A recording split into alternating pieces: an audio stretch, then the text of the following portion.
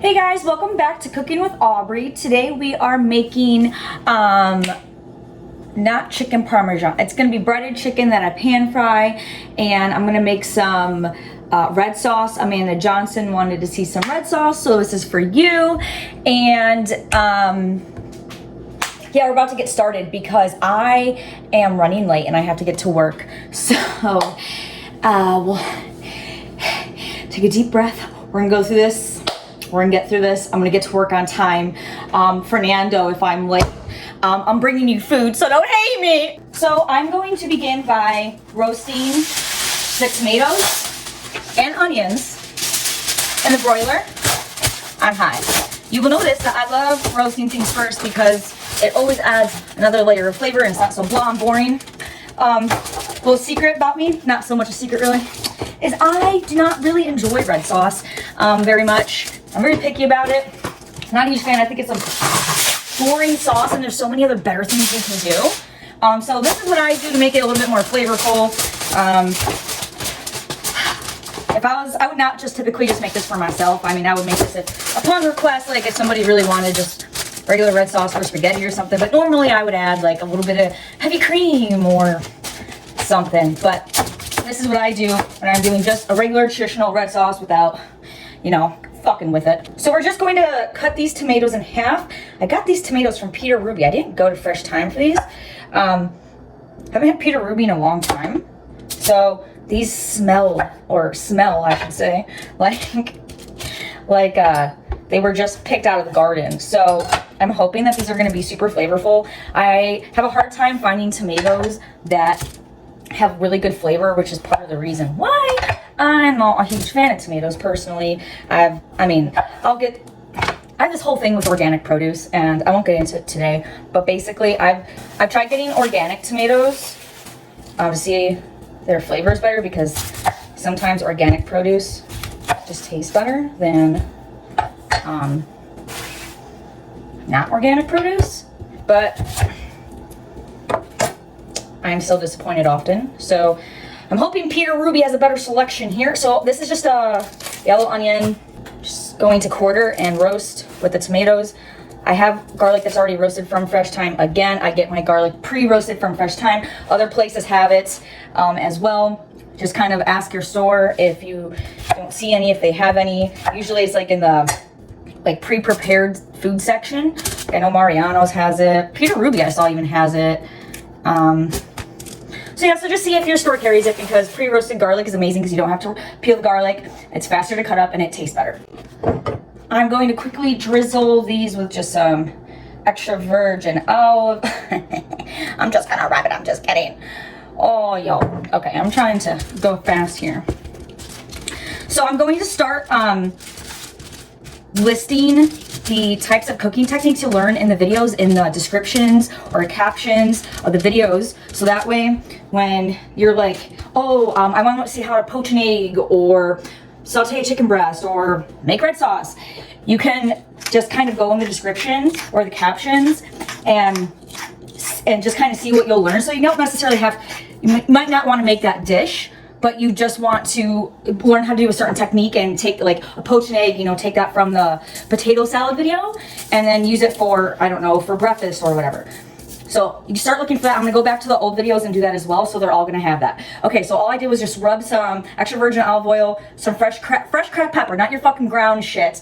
A little bit of salt, sprinkle it over. This is gonna add flavor, and we're gonna throw this in the boiler on high heat until they're brown. Take them out. So we just want to trim up the chicken. I already started trimming this one. We just want to get rid of all the white spots, like that's fat. You want to kind of feel like, you can close your eyes, kind of like how a blind person feels. Feel for any cartilage or anything. Usually right up in here there's a little bit of cartilage. It's a little rough right here, so I'm gonna, you see right here, it's almost completely gone, but there's just a tiny bit there. I want to get rid of it. So if it's a little bit firm, like this is just a little bit firm, so they really got 99% of it off, but I just want it all gone. And then you want to get rid of this right here. And then again, you want to feel for that. Again, they got most of it off, but it's just a little bit firm. So, you know, when you're cooking that and you eat it, it's going to be a little bit tough, and you don't want it to be tough. So just go ahead, cut that off. It's all good. These were pretty well trimmed. Sometimes you get them and they're just awful.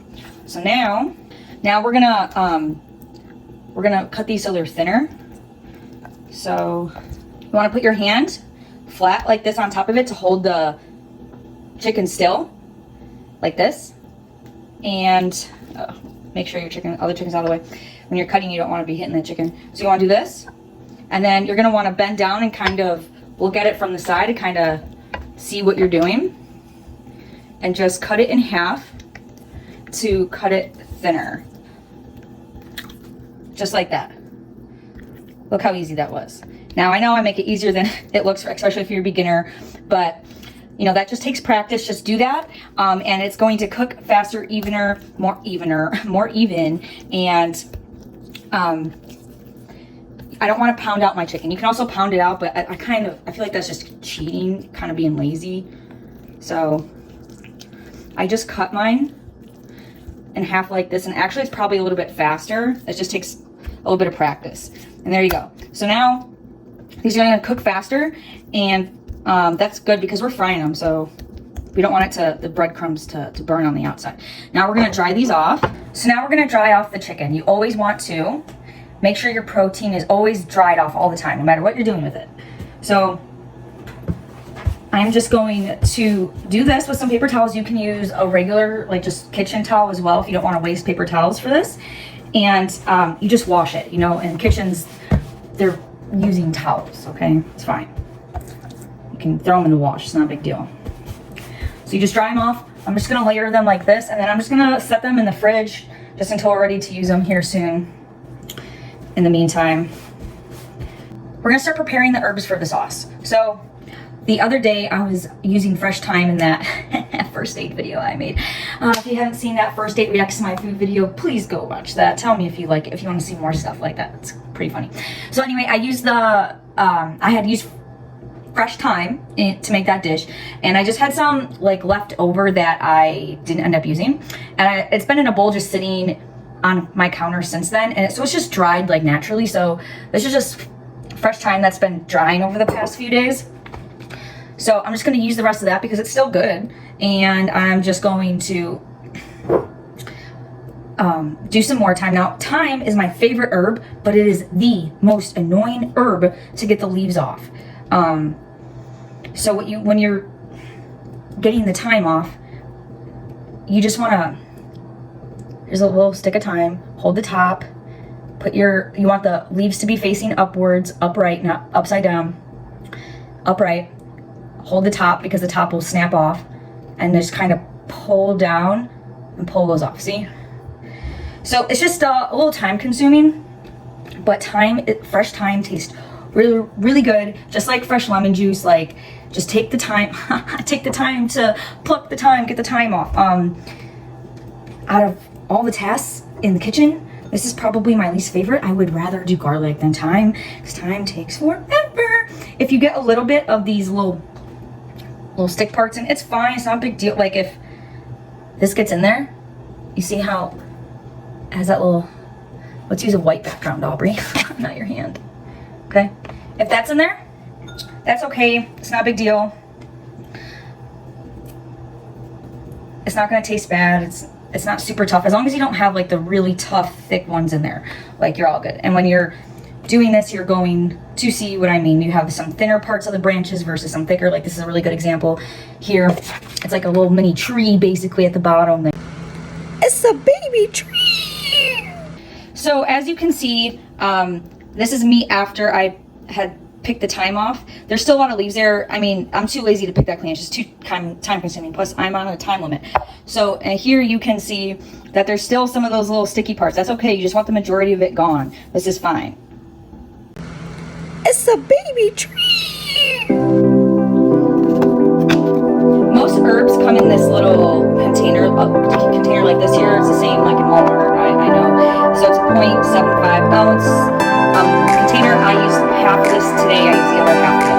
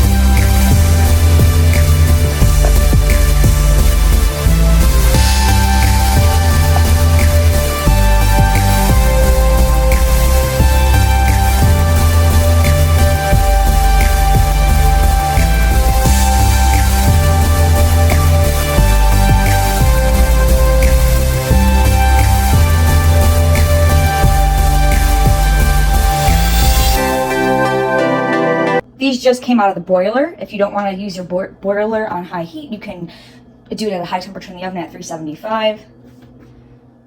These are done. So these have just come out of the broiler. Now we're going to puree them. So like I said in my last video with the pasta, if you saw that, you have to be very careful how you puree hot ingredients because the pressure can build up from the heat and explode. So I'm going to do these in batches because my blender is not big enough for everything to go in the same batch. So I'm going to show you guys what to do this time in this video, because the last time in the last video I forgot to properly record it. So this time I'm going to make sure that it's being fucking recorded this time, because it'd be great to not have to realize this during fucking editing.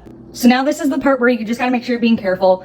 You don't even have to use your lid, just use a towel, and because you need it ventilated. So you're gonna cover most of it, just leave a little corner of it or a little part of it open just like this so the steam can escape. If the steam cannot escape, that's when the pressure builds up and explodes and you will burn yourself and you'll get a burn. Do not do that. Now you're gonna slowly work your way up.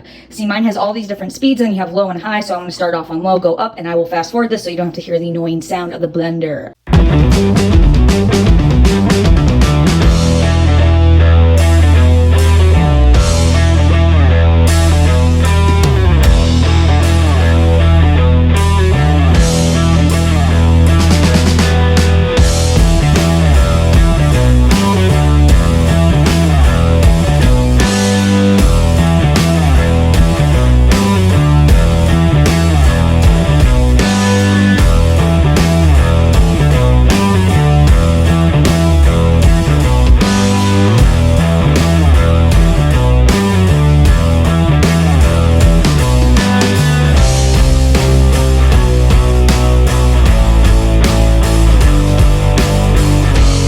Also, just so you know, when you get red sauce and it's super red, that does not necessarily mean that that's how it turned out. A lot of places put red dye in the fucking tomato sauce. So when you're making, tomato sauce from scratch at home, it's gonna be more orange, okay? Like you see right here. Because that's just how the fucking tomatoes are. I mean, maybe you have the most amazing ripe fucking tomatoes ever. If you do, please send them to me. I will give you my address, DM me, and please send them my way, and I'll make a fucking red sauce, But just so you know, don't worry if your sauce comes out orange. I'm sorry, but fucking normal. Also, I just thought about it too. I'm also pureeing it with the, I'm pureeing the tomatoes with the garlic, the roasted garlic, and the onion as well. So it's also diluting the color of the redness of the tomatoes. So it would be more red if I'm not pureeing it in. Some people, they small dice it, cook it down, whatever, and it's separate and it's not pureed in. That's another reason why it comes out more red. But this is just a quicker version, and it's quick, easy, and it tastes good. So this is how I'm doing it. I'm about to puree the rest of the tomatoes with the roasted garlic. Insert picture here. Now we're going to begin heating up our oil for our chicken. This is how high I have the heat. It's on a 4 on my stove. This is how big the pan is though. So, you just want to make sure that the oil's not going to be too hot, so that way we don't, burn the chicken or overcook it. This is the roasted tomatoes, roasted garlic, and roasted onions all pureed together. Now I'm going to stir in those. Oh, I wanted to save some of that for garnish. Oopsie. Oopsie. Okay, for garnish. Now we're just gonna mix this in. This is on a low heat, just simmering. Normally I would add in a little bit of sugar for the sweetness for the sauce, because tomatoes are very acidic. But because we roasted everything first, instead of just not roasting it, roasting it caramelizes that garlic, onion, and tomato, so it has a natural sweetness to it. So I don't need to do that, but I am going to add 1, 2, 3 teaspoons of salt. Keep in mind we did salt and pepper the onions and tomatoes prior to putting them in the broiler as well. So we're just gonna let this simmer while we're putting everything together now, and make sure you put a lid on it to keep your stove as clean as possible. I already spilled, but whatever. We just lowered that flame a little bit, so now it's on a 2. So this is a low to medium heat. So now we're going to bread the chicken. So when you bread things, you need to do a 3-step breading process: flour, egg, breadcrumb. So now the flour, we're gonna add, this is about 2.5 cups of flour, 1, 2, 3 tablespoons of salt. We're gonna salt the egg, 1 tablespoon. This is 2 eggs. I beat it up very, very well. And then we're going to do some fresh cracked pepper. 1, 2, 3, 4, 5, 6, 7, 8, 9, 10, 11, 12, 13, 14, 15, 16, 17, 18, 19, 20. About, I don't know, 1/4 teaspoon of fresh cracked pepper. Just a little bit of pepper in the egg. The reason why we are doing this is because you need everything properly seasoned. Season your flour, season your egg, make sure the breadcrumbs are seasoned. I use Italian style breadcrumbs. I use the Progresso style breadcrumbs. You just want them to be fine. And then we're going to add some stuff to the breadcrumbs as well. And then depending on what you're making, I mean, you can do this process and you make, bread, whatever you want, but you can add like cayenne into the flour, cumin, garlic powder. You can play it up, add more flavor into the dish.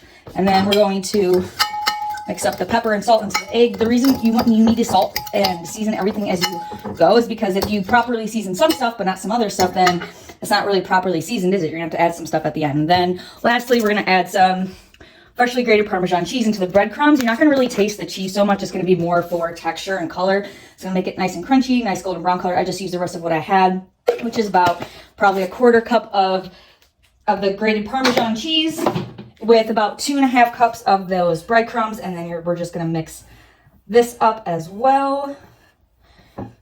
Now that Parmesan cheese is already pretty salty, these breadcrumbs probably already have salt in it. Let me taste it. Yeah, it's salted. So now we're gonna go ahead and do the chicken. Remember that chicken that we dried off earlier? All right, here we go. Here's the first one. Look how dry it is. Look how beautiful. Oh, I love myself. Okay. So flour, both sides. Make sure it's well coated. Okay. Shake off the excess. Okay. Dip it in your egg. Just going to use my fork here to turn this around. Make sure it's coated. Excess off into the breadcrumbs. Okay.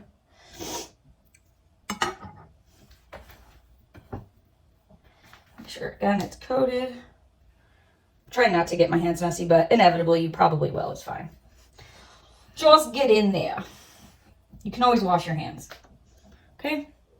So then this is how it looks. Now we're going to do that to the rest of them. All right, guys, so now we're going to fry the chicken. Woo! So when you're doing this, be very careful. Again, the pan's been preheating on low heat. And when you do this, you're going to put the chicken in and you're going to put it in away from you, like this, away from you.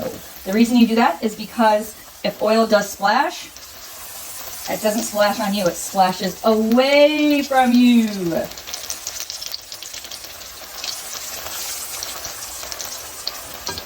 A little bit too much oil, that's okay. All right, so now these babies are gonna cook.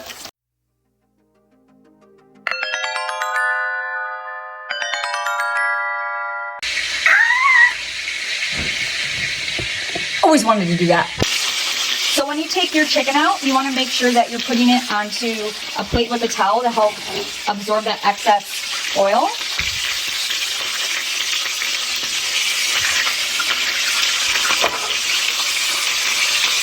These look done. You want to make sure that internal temperatures are cooked to 165. If you're not sure how to do that without checking it with a thermometer, I would recommend using a thermometer. So this one right here has been cooling for a minute. It was done faster than the others. So we're going to cut into this one first. Otherwise, you want to allow it to rest for just a couple minutes so that way when you cut into it, the juices don't run out and it dries out the chicken. I'm going to put this on a bias.